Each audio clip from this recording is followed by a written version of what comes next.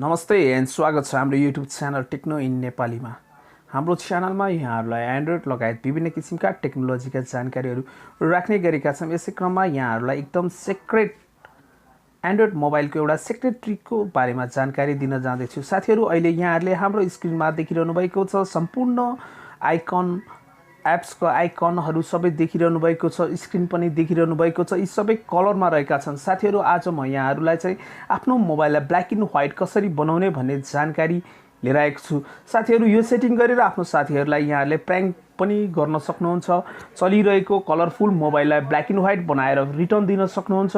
यो एकदम सिम्पल छ। यो चाहिँ हाम्रो एन्ड्रोइड मोबाइलमा दिएको फङ्सन जुन यहाँहरूलाई थाहा नहुन सक्छ, त्यो सेटिङलाई चाहिँ अन गरेर यहाँहरूले चाहिँ आफ्नो मोबाइललाई चाहिँ ब्ल्याक एन्ड व्हाइट बनाउन सक्नुहुन्छ। साथीहरू, त्योभन्दा अगाडि यदि यहाँहरू आज हाम्रो च्यानल पहिलोचोटि हेर्दै हुनुहुन्छ भने च्यानललाई अवश्य नै सब्सक्राइब गर्नुहोला। सब्सक्राइब गर्नलाई कुनै चार्ज लाग्ने छैन र साथमा आउने बेल आइकनलाई दबाइदिनुहोला ताकि हामीले अपलोड गरेका कुनै पनि लेटेस्ट भिडियो चाँडैभन्दा चाँडै जानकारी पाउनको लागि।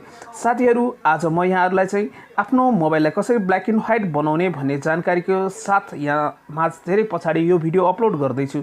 साथीहरू, त्यसको लागि चाहिँ सर्वप्रथम यहाँहरू आफ्नो मोबाइलको सेटिङमा जानुहोला र यहाँहरूको मोबाइलमा चाहिँ डेभलपर अप्सन भन्ने अप्सन आइरहेको हुन्छ। म चाहिँ एडिसनल सेटिङमा यो मोबाइलमा एडिसनल विभिन्न मोबाइलमा विभिन्न ठाउँमा राखिरहेको हुन्छ र यहाँहरूले हेर्न सक्नुहुन्छ डेभलपर अप्सन्स। यदि यहाँहरूको मोबाइलमा डेभलपर अप्सन छैन भने बिल्ड नम्बरमा गएर 7 चोटि ट्याप गर्नुहोला र डेभलपर अप्सन आफै अटोमेटिकली एपियर हुनेछ। जसरी यहाँ चाहिँ डेभलपर अप्सन देखिरहनु भएको छ। म डेभलपर अप्सनमा चाहिँ ट्याप गर्दैछु। ओपन भइसकेको छ र डेभलपर अप्सनमा यहाँ विभिन्न किसिमका फङ्सनहरू दिइरहेका हुन्छन्। हामी चाहिँ आज आफ्नो मोबाइललाई कसरी ब्ल्याक एन्ड व्हाइट बनाउन भन्ने जानकारीको लागि यहाँहरूले आफ्नो स्क्रोल अप गर्नुहोला र मुनि हेर्दै जानुहोला।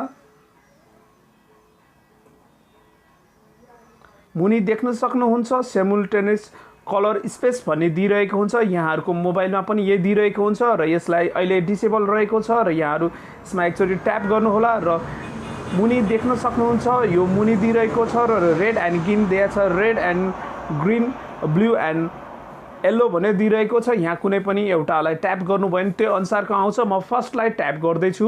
फर्स्टमा ट्याप गर्न साथ हेर्न सक्नुहुन्छ मेरो मोबाइलको स्क्रिन अहिले टोटली ब्ल्याक एन्ड व्हाइट भइसकेको छ। म यहाँहरूलाई यस मोबाइलमा रहेको फोटोहरू देखाउन जाँदैछु जुन चाहिँ सम्पूर्ण अहिले ब्ल्याक एन्ड व्हाइट भइसकेका छन्। यहाँ हेर्न सक्नुहुन्छ यी मोबाइलमा अहिले जुन यो सेटिङ गरिसके पछाडि यो ब्ल्याक एन्ड व्हाइट भएको छ। म अब डेभलपर अप्सनमा गएर सिमुल्टेनियस कलर स्पेसलाई चाहिँ डिसेबल गर्छु र यो कलरमा आउनेछ। यहाँ अहिले स्क्रिनमा देखिरहनु भएको छ। यो 100% यसले काम गर्दछ। फेरि म सेटिङमा जाँदैछु, डेभलपर अप्सनमा जाँदैछु।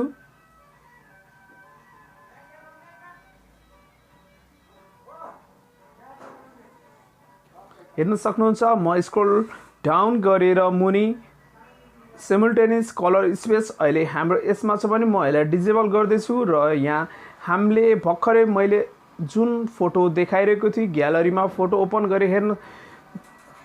ओपन गरेको छु। अहिले जुन अघि भर्खर देखिरहेको ब्ल्याक एन्ड व्हाइटमा थियो भने अहिले कलरमा देखिएको छ। साथीहरू, यहाँहरूले पनि आफ्नो मोबाइलमै भएको फङ्सनलाई युज गरेर कसैलाई पनि प्र्याङ्क गर्न सक्नुहुन्छ। आफ्नो कलरफुल मोबाइललाई ब्ल्याक एन्ड व्हाइट बनाएर देखाउन सक्नुहुन्छ। साथीहरू, आजको भिडियो कस्तो लाग्यो? राम्रो लाग्यो भने भिडियोलाई लाइक गर्नुहोला र धेरैभन्दा धेरै साथीलाई सेयर गर्न चाहिँ नबिर्सिनुहोला। आजको लागि यति नै। Bye bye. जय नेपाल।